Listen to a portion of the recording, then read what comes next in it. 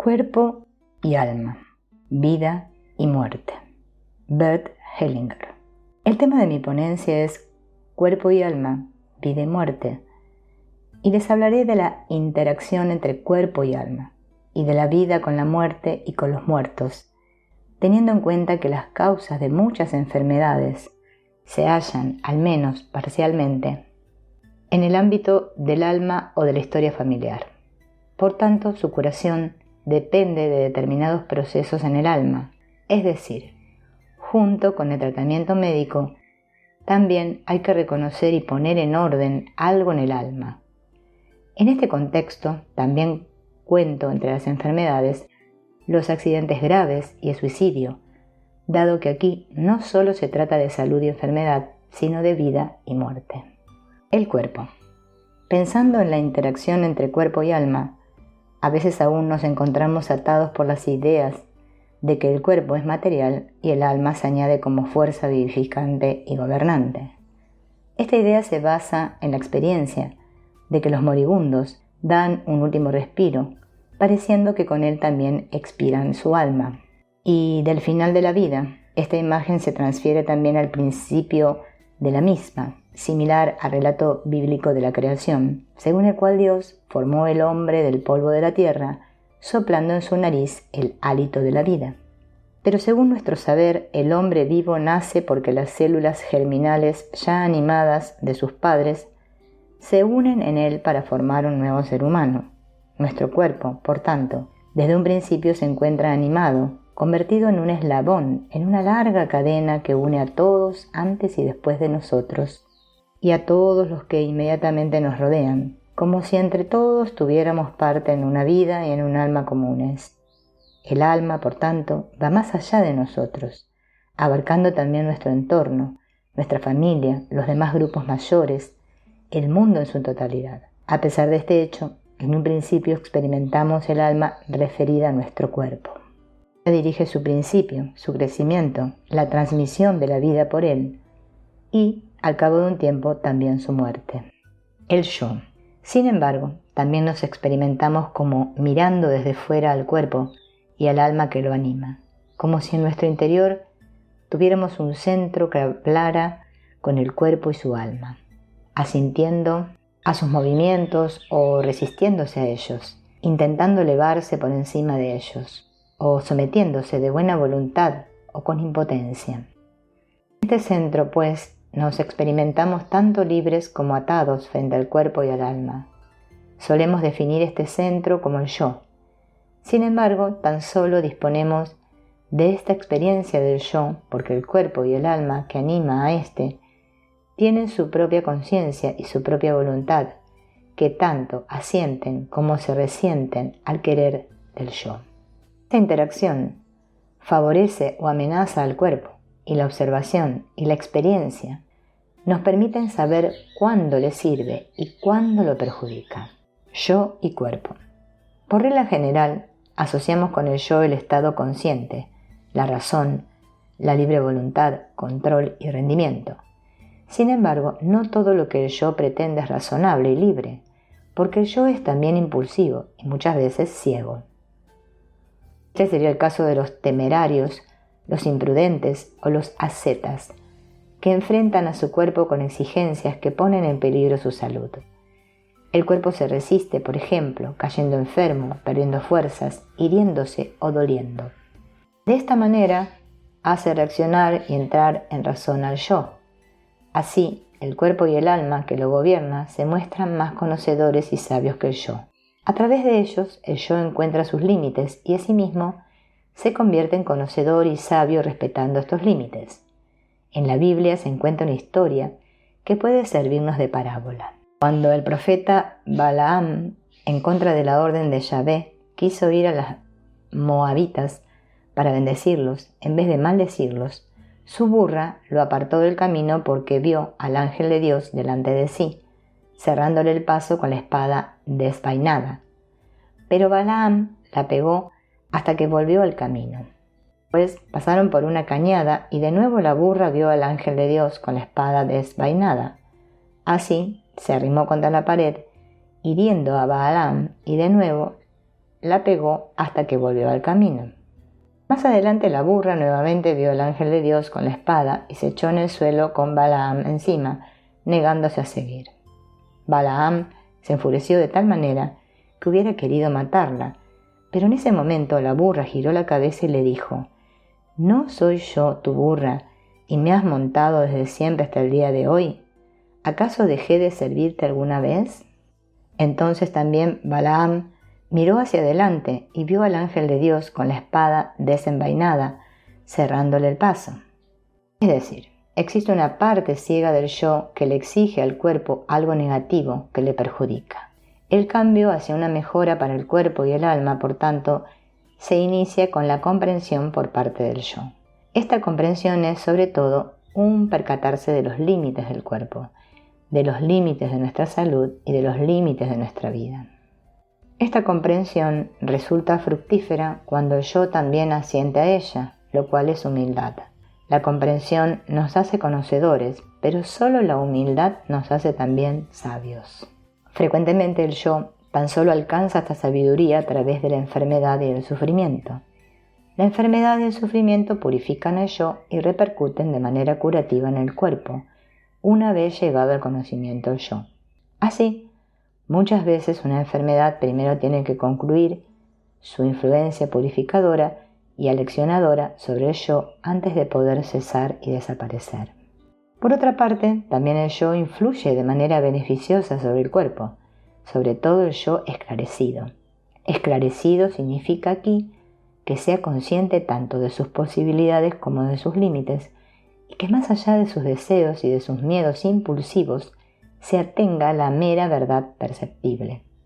Purificado significa que esté en sintonía y en armonía con el alma, inconsciente para él en gran parte, pero, a pesar de todo, conocedora a un nivel mucho más profundo que el yo. A este yo esclarecido le debemos la medicina científica, el conocimiento de las patologías, la higiene, la cirugía y la farmacología. Pero también pienso en la psicología y la psicoterapia con sus conocimientos del trasfondo inconsciente de comportamientos enfermizos y con sus métodos para actuar sobre tales comportamientos, por ejemplo, a través del análisis, la terapia de la conducta, de hipnoterapia, de programación neurolingüística, para solo citar unos cuantos. De esta manera el yo esclarecido disciplina tanto al cuerpo como al alma, desarrollando las capacidades de estos más allá de la mera salud física. Así, también la medicina y la psicoterapia, y con ellas también el yo, que intenta oponerse al carácter efímero de la vida, topan con límites que los detienen, ya que al cabo de un cierto tiempo toda persona enferma se debilita y se muere. El alma asiente a este movimiento hacia la muerte porque alcanza a ambos ámbitos y así parece perdurar ambos. Ella anhela volver y está en armonía con este movimiento.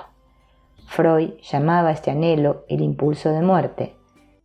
No obstante, se trata de un movimiento sumamente consciente y alerta, porque en lo hondo el alma, y con ella el cuerpo, anhela volver al origen del que nace y al que vuelve la vida.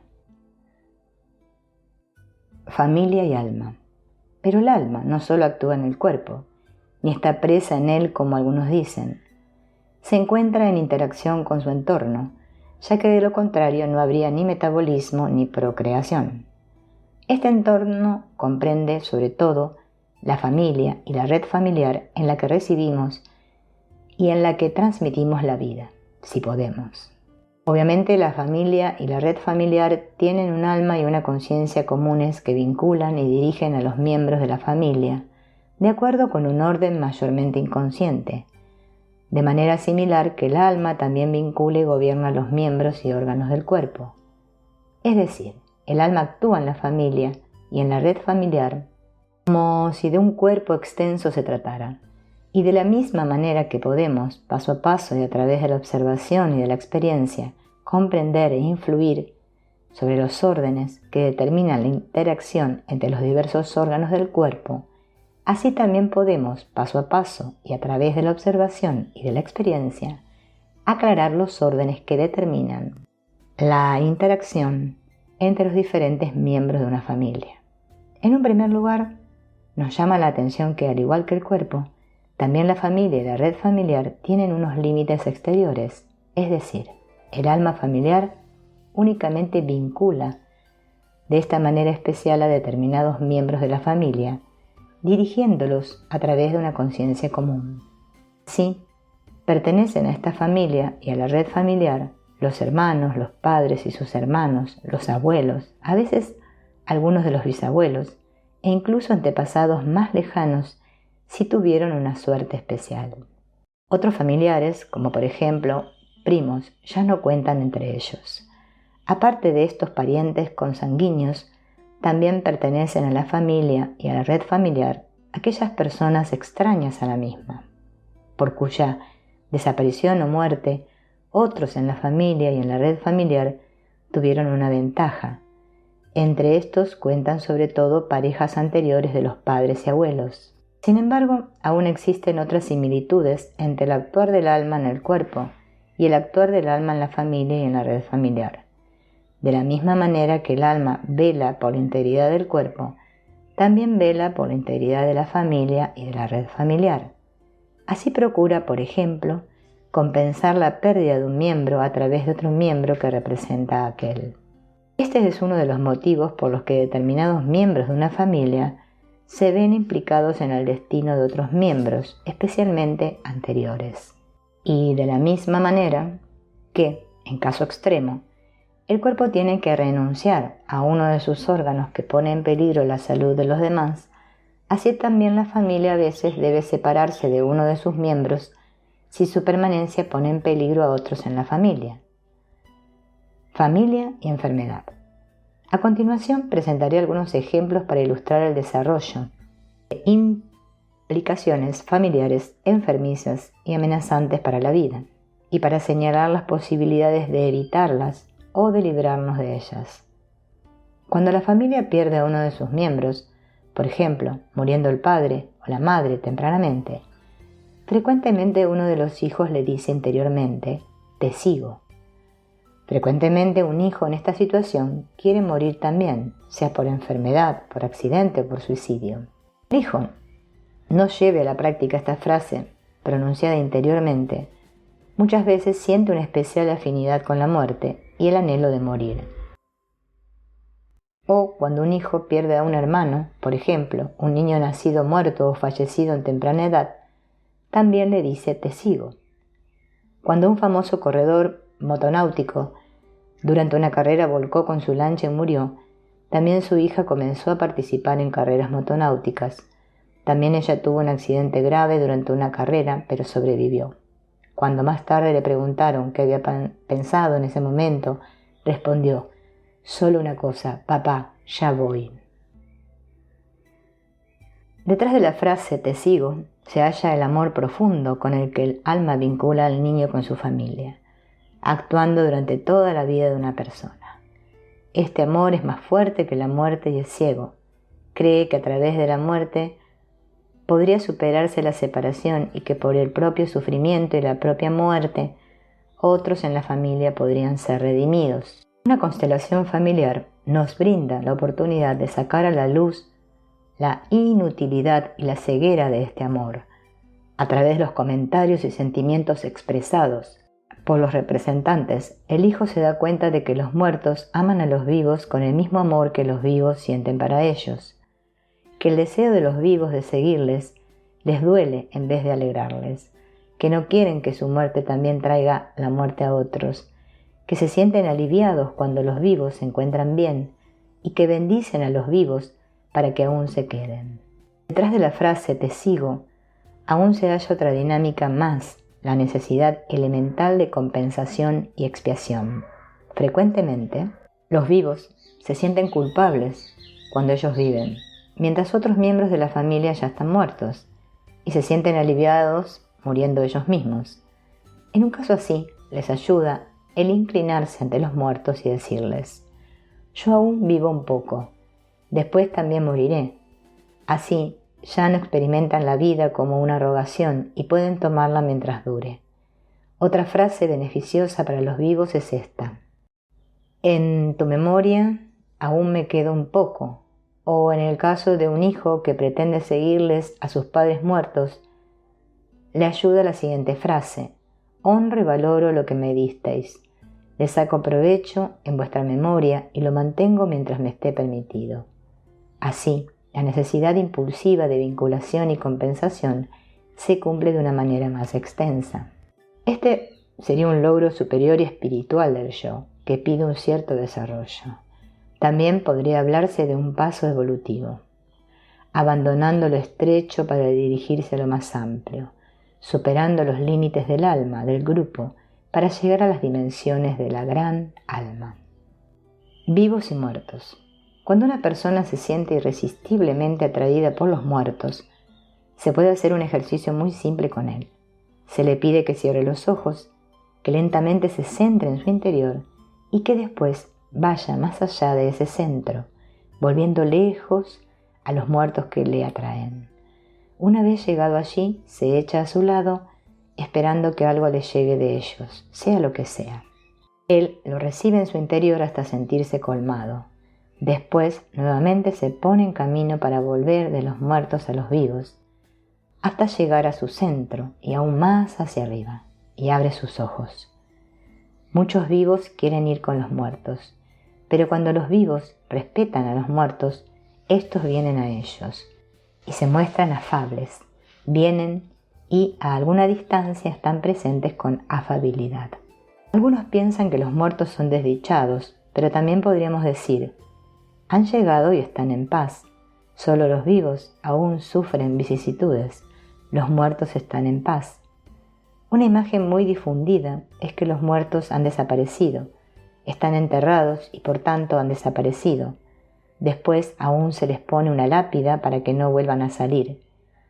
Este era el significado original de la lápida, ya que anteriormente ésta se colocaba echada, pero que los muertos hayan desaparecido es una imagen extraña. Martin Heidegger tiene otras imágenes a este respecto. Él dice: de lo oculto surge algo a lo no oculto y después vuelve a descender a lo oculto. Lo oculto está presente a la manera de lo oculto, pero no ha desaparecido. Surge y vuelve a descender. También la verdad obedece a esta ley, surge de lo oculto y vuelve a descender. Por eso tampoco podemos asirla. Algunos piensan que la verdad es válida y eterna, como si la tuviéramos en nuestras manos. Pero no, tan solo se muestra brevemente para volver a descender. Por eso, siempre que surge, aparece de manera diferente. Es un reflejo de lo oculto que sale a la luz. Sí, también la vida surge de lo oculto que no conocemos, a lo no oculto y vuelve a descender. Lo que realmente es grande es lo oculto. Aquello que está a la luz no es más que algo transitorio y pequeño en comparación con lo grande. También los muertos están en lo oculto, pero su influencia alcanza hasta lo no oculto. Cuando se les permite actuar, la vida es sostenida por ellos. Pero quien desciende a lo oculto antes de tiempo, peca contra este movimiento. Asimismo, quien permanece en la vida más allá de su tiempo, quien se agarra a la vida más allá de su tiempo, falta contra la corriente que sale a la luz y vuelve a descender a lo oculto. Corrientes y actitudes se oponen a la corriente.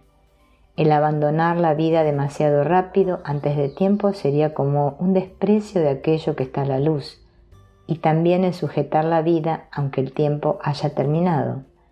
Una vez terminado el tiempo, corresponde soltarse y descender. Como terapeuta me sirvo de la ayuda de los muertos para mantener con vida a los vivos, mientras corresponda y hasta donde tenga el derecho de hacerlo. Pero cuando se muestra que el tiempo se ha consumido, no sujeto a nadie. Espero atentamente, pero sin intervenir. No me opongo a los destinos ni a la corriente, como si pudiera o debiera evitar el descenso, sino que estoy en armonía con ellos. Estos procesos tan profundos, tratándose de vida o muerte, podemos ver cómo a veces se vislumbra una solución y que el paciente la acepta durante un tiempo, pero después vuelve a descender. También aquí asiento, porque no sabemos si la suerte que el individuo elige o la que se rinde o a la que se rinde, en el fondo no será lo más apropiado para él, sino tendrá una grandeza oculta que los ajenos no llegamos a captar. Esta actitud tiene algo tranquilizante, algo profundo, nos permite movernos tanto en un ámbito como en el otro. Estamos unidos, también en la vida, con el fundamento último.